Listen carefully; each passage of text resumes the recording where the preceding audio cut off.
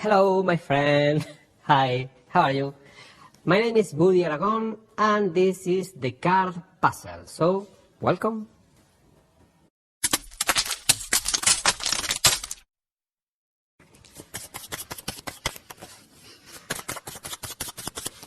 Have you seen this? How I shuffle very good the card. I will use the card for do a trick for you, but also I will use this special card. But first, please pick any card. No, excuse me. You can't look at the card. Don't look at the card. Only pick a card and put it here. But any card is possible. Do you want to change? Yes. This one? Ah, okay. Okay, put it, but don't look at the card. The rest of the deck is not necessary. I put apart because now I will do the trick with this special deck that I did with cutting cards, jumbo cards. But you can see, there are quartets. I have a quartet of a joker, a quartet of this is the jack of diamonds, I think. Ace of spades, queen of clubs, probably the five of clubs. I don't know what this is. Okay, also the ace, all the part of the joker. A lot of different quartets of different jumbo cards. But how you let me try this first. Can you reverse shuffle this half? I can try. Usually when I have two spectators, each spectator shuffle a part of. Oh, wonderful. Very good shuffle. It's like you are a professional magician or something like that. Okay, something like this. Also, can you shuffle? Perfect shuffle. Because people in home now can't doubt that there are real shuffle. Can you square these cards? Can you square this card? Okay, square. We can do like this. I don't do nothing, but I do like this. And can you put the pile into the other pile? And now I will deal pairs of cards, Luis. Two here, two more. This two, two more. It's enough, I think. It's enough. So, please, I will use the data of these quartets of jumbo cards to guess your card. It's not telepathy because you didn't look at the card, but it's only with the data of the. It's a very strange trick, but it's very interesting. So, please, point any pile. This one? Okay. This is your first selection because I need two selections. So, I will explain. Point another one. This one? Okay. This one and this one is your jumbo pieces selection, and this is your card selected. But, I mean, I will explain. For instance, if you selected these two pairs, with this jumbo, I have data about a card. For instance, there are the two pieces of an ace of spades. Wow, what a casualty, no? Because you shuffle it. But there are red cards, two red and two black. It's difficult. 6 and 9, but the 6 and the 9 is very. So with this, I must try to imagine, to build in my mind what is your card. But not with this. This is the example. I mean, I will do with your selections. But Luis, do you want to change, for instance, this pair for this pair, or this pair by this pair? Do you want to change? Oh. Can I change this with this? Do you want to change this by this? Okay. It's up to you. These two? No. Okay. Okay, so let me guess something with these cards. I will do like a puzzle. I put the pieces like this, and perhaps these pieces give me information, give me data about your card. I don't change your card, nothing like, but I put the card here. And now, let me see. This piece tells me your card must be black and spades. This piece tells me perhaps a 10 of spades. This piece tells me, I am sure that this a 10 of spades, and your card is exactly the 10 of spades. Very good.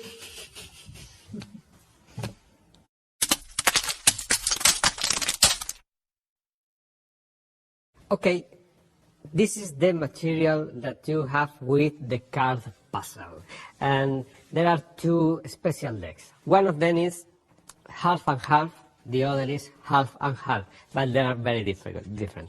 The normal deck, is half normal deck in different cards. The other half is always the same card repeated, is the 10 of spades. So you can offer a completely free choice between this card, the top half. So I started to doing the shuffle and later, okay. And the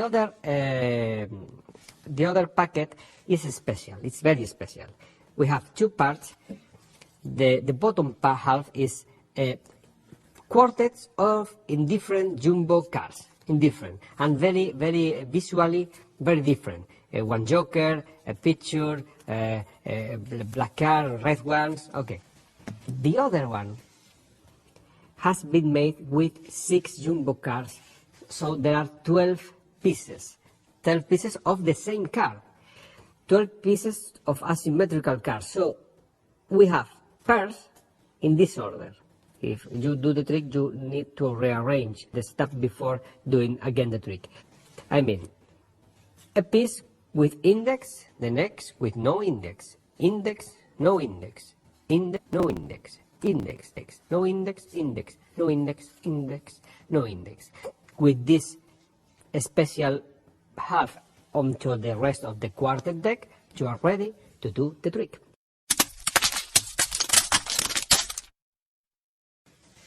So this is the explanation of the trick. With the special deck at the beginning, what I do is to shuffle, but shuffle it, only shuffling the bottom half, but face up. And it's a question of attitude. I need to audience pay attention to the different faces. I say, oh, how I would say shuffle, and everybody remember a lot of different faces. Now I'm going to ask the spectator to pick one card, and then I realize that the cards are face up, and I say, excuse me, you can't see the face of the card. I turn over the whole deck, I spread only the top half, and he can choose any card completely free. I take the deck and I put into my pocket because I don't need the deck anymore. But perhaps at the end of the trick I can remove another deck, a normal deck in which the 10 of spades is missing, so I will have a normal deck to continue, or perhaps a stacked deck or a gaffed deck, I don't know. Well, okay, so, but at this moment, a spectator has this card freely selected and he don't know the identity of the card. I go for the special deck of quartets, and I need to explain what is because this is very strange, very freaky thing. So I explain that there are quartets of jumbo cards, and I show a lot of these quartets, and I show that there are very different cards, very identical: the joker, the queen, the jack, another piece of the joker, the ace of spades, the 6 of diamond. Different identities, values, pictures, cards. In a moment, when I go with the deck a little towards, I spread a little, look in the center, the middle of this packet, and I find the first piece with the 10 of spades. So I know that in that moment I must split the packet in two halves. If I have two spectators, each spectator shuffle each half. Okay, so this is the normal half, the half that we, in fact, we will don't use these cards. So this can be really shuffled, and I ask to the spectator to do a riffle shuffle. When he do the riffle shuffle, I don't let a square.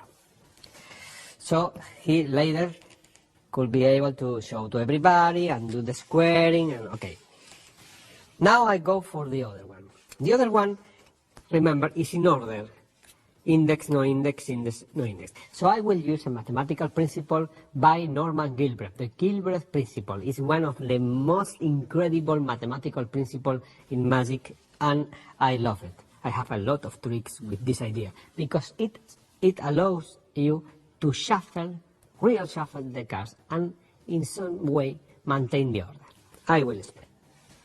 You must look for a piece that there are no index at the middle of this pack. So you can spread, obviously you must spread like this, not like this because everybody sees the same pieces. Something like that, you spread and you cut in a place is not exactly the half, but in a place near to the center, to the middle of the packet. But in a way, we have a piece without index and a piece with index at the bottom of each packet.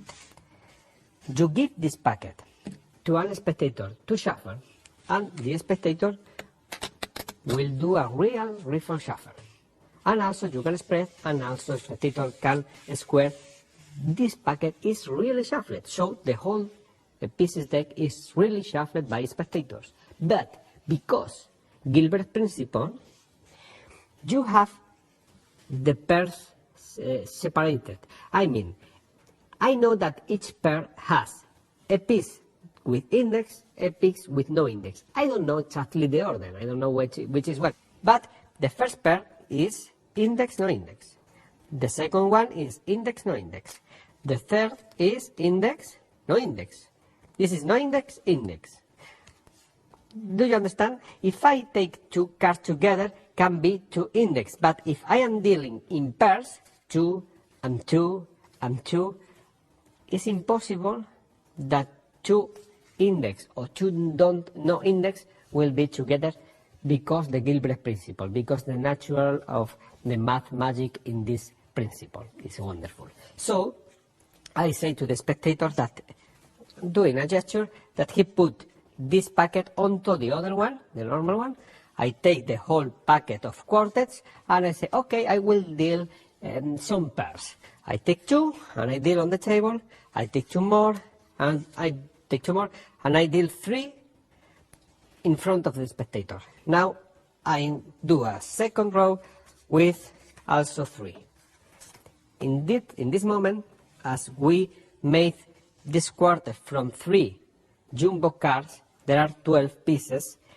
All the pieces of the tens of spades are on the table. So this is here starts the packet of indifferent pieces. But I deal 2 more. 1 and 2. And I say, okay, it's enough. We can take apart the rest. What happened now? These 2 packets will be the test, will serve to check that every packet here is a random packet. I put it here, far from the spectator, and very close to me. So when I ask to the spectator to point 2 packets, usually 95% of time he will choose some of these packets. It's very strange that he points these 2 packets, but nothing happens if that occurs.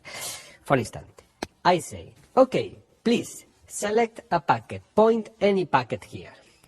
If he point one of the 10 of spades pairs, I will say, okay, this is your selection, but we will need 2 selections, so please point another one because I will explain. If he point, as before, another one of this one is made. So as it's done, I can say, okay, I will explain what happened if you take, for instance, these 2 piles and I show the different pieces. What happened if in the first piece I say, please point any pile? This one? Okay, because I will explain what will happen, but I need another one. And I take this one and I explain. So it looks like I ask to point a pair to the explanation. If I say, please point any pair, and the spectator point here, for instance, and I put a part, and I say in the second one, because I will to explain what will happen, point another one, and now he point this one, I say, okay, because I need to explain what will happen with your pair, well, I need 2 pairs, and I show this, and later I will ask to the spectator to choose their second pair. So it's no problem what is the first part, like if they point one of these, or everything is sure, and I have outs. But 95% probably he will always choose between the 3 main pairs. So he chooses 2 of them, and I say, okay, with the data of the pairs, and I show 4 in different pieces that don't form nothing, but I start to lie to create in my mind a very strange pattern about how I will guess the car looking here. Say I will say something. Oh, there are 2 clubs cars, so probably your car must be a club, but there are also a 6, and the Joker nothing says nothing because it's the value of every car that there. I don't know, but I will do not with these pairs. I put these 2 pairs with the rest of the deck, but with the selected ones. And now, this is for me the strongest moment of the routine. He can change any pair because they are all the same. No problem. And he, for instance, says, oh, I changed this one by this one. Okay, no problem. And now I recover the rest without showing. And I put onto this packet. So, I have 2 pairs. Each pair has one index, no index, and the 10 of spades is a symmetrical card. Not every card is valid for this trick, because you need to have a symmetry at the center. I mean, for instance, if you use a 7 of diamonds, one half have had more diamond than the other half, it don't match. But with this kind of cards, you can put the cards in every position and you form an image like the original 7 of spades. Let me show you how I do this. I put, looking at the margin of the card, I do like a door.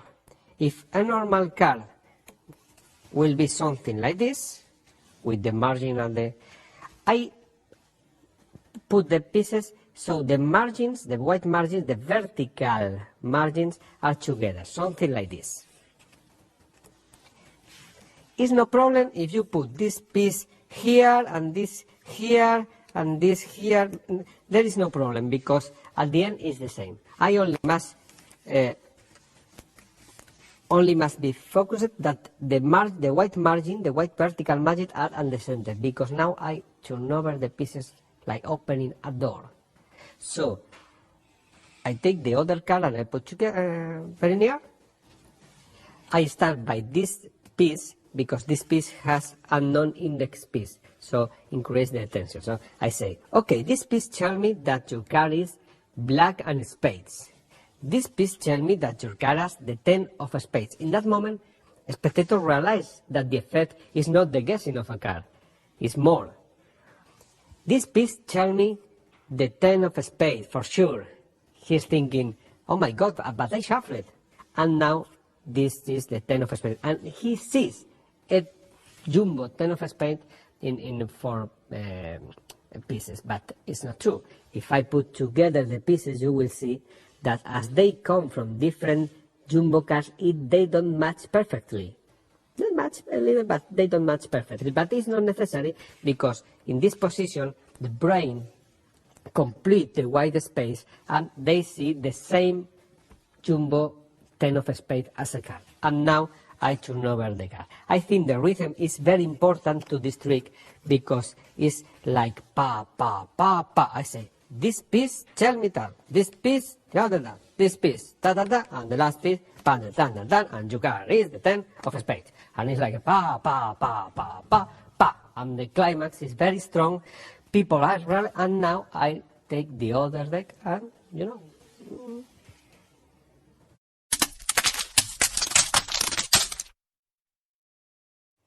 In my Spanish book, A la Carta, I wrote an essay about perception in magic.